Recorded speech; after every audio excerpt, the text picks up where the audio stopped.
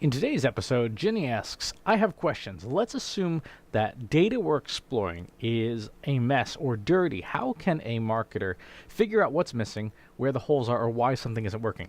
So this is a process, and it's actually an entire discipline as a part of data science. It's called exploratory data analysis.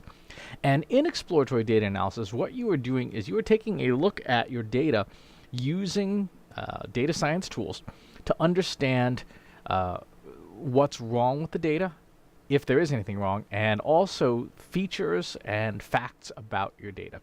There are a number of packages within data science software. So if you use the statistical programming language R or Python, for example, there are entire libraries and packages that plug in to the software that does what's called EDA, exploratory data analysis, and can automate some of it.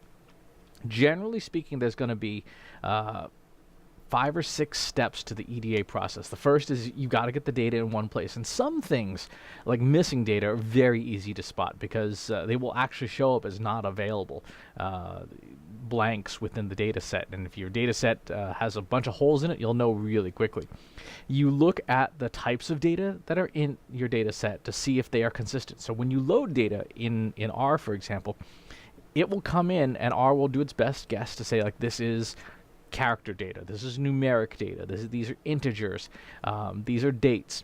And if it comes in and it looks wrong, if you look at the data types, immediately go, ooh, there's something not clean in there that's throwing it off, that it doesn't know what to do. Software like R, for example, will default to text if there's numbers and letters and characters all mixed together. So a real simple example of looking at your data types. The third step is to look at measures of what's called central tendency. So you look at the mean, the average, the median, and the mode, and you look at this in all of the different columns and things, and you look for oddities. You look for things that don't make sense. You look for one measure being substantially different than another. That could tell you that there's a lot of outliers, that there's a lot of garbage in anything quantitative. Your fourth step is going to be measuring what is called dispersion, which is looking at things like ranges, standards deviation, the sigmas, the probabilities of distributions, and variances. In any kind of normal distribution, you're looking for like a bell curve. So you're looking for also things like skewness, where like does the bell curve kind of squish on one end? Are the variables not distributed evenly? And then you're going to do a lot of visualization of that data. You'll do box plots and bar plots and scatter plots and all these things to look at your data, to represent it and say, okay, does this data set look okay? Does this data set look healthy? And there are plenty of cases where it won't be. When marketers are looking at their data, figuring out those missing values is an important part of this process, and you'll probably end up doing some form of what's called imputation to try and restore the data if there's not too much missing. So like if less than 5% of the data set is missing, you can use statistical technology to restore a machine's best guess at what those data points were, assuming a normal distribution. You look for anomalies too. So you'll see a data series like 10 visitors, 10 visitors, 10 visitors, 100 visitors, 10 visitors. So like, what happened there?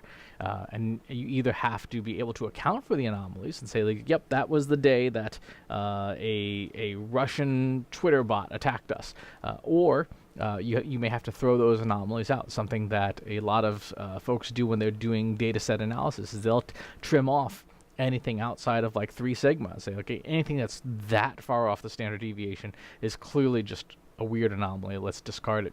And again, there are statistical packages within R. Twitter actually has a couple. They have anomaly detection, breakout detection libraries that say, yep, that's an anomaly. You can safely throw that out, or that's a breakout. So a trend changed, and you can't throw it out because a change happened and the change stuck. So here's the catch to Ginny's question. Your average marketer, your average communicator is not going to be able to do this unassisted. A lot of this requires either very good statistical software. It requires very good statistical software, but it also requires actual data science and statistical knowledge. This is not something that you just pour the data set in, put and a nice clean data set pops out the other side. For that first step about domain knowledge is so important. And here's the gap. Here's the opportunity for savvy marketers. Your average marketer is not a good quantitative person. Your average data scientist is not a good marketer. And so there's these two gaps. There's this chasm between these two domains of excellence, domains of expertise. And someone needs to sit in the middle of that gap and bridge that gap and say, okay, I can talk to the marketer and understand where they got the data and what their goals are with this data. And I can talk to the data scientist and say, okay, you've processed the data. Here's the outcome that we're trying to get. So you can safely discard X, Y, and Z variables because we won't need them for this goal. And that person who sits in the middle, we call them, have been calling them marketing technologists for a number of years now. But it's someone who is a translator between the two disciplines, who can help the data scientist understand the marketer's needs and help the marketer understand what the data scientist needs to be able to do their job. A marketer is probably not going to be able to do this on their own.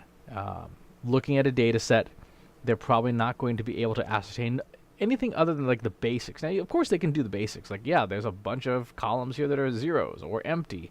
But anything beyond that, the most obvious things to repair, you're going to need help with. Now, what's changing is that there are a number of tools in the marketplace that are beginning to advance that are doing some of this cleaning for you. And I emphasize that it is some of this cleaning because there is still no substitute for that domain expertise within data science. There are tools like Watson Studio that make the importation and cleaning easier and can automate common obvious mistakes. But at the end of the day, you still need that several humans, the marketer and the data scientist, working together to understand what's an anomaly or a bug or mistake versus there's a real there that we need to investigate, and that is the hardest part. So, great question.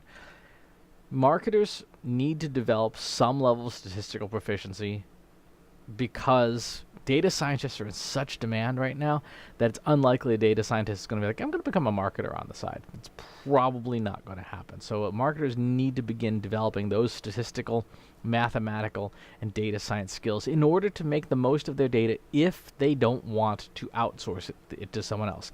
Now, if you work in a large institution and you have a data science team on staff, there's a good chance you can at least buy them a beer and ask them your questions. If you work at a mid-sized or small organization, look to your agency partners to see if they have data science capabilities. And if they don't, well, shameless plug, my company Trust Insights does that, so we're happy to help. But most of all, beware that one of my martial arts teachers calls it, reaching for something that isn't there. Don't reach for something that isn't there, meaning if you know you're not good at quantitative analysis, if you know you're not good at statistics, don't try to fake it.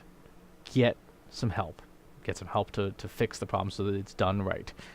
So, great question. We could spend hours talking about data quality and things, and maybe we'll do that in a webinar or something, but in the short term, pair up with a data scientist and explore your data together.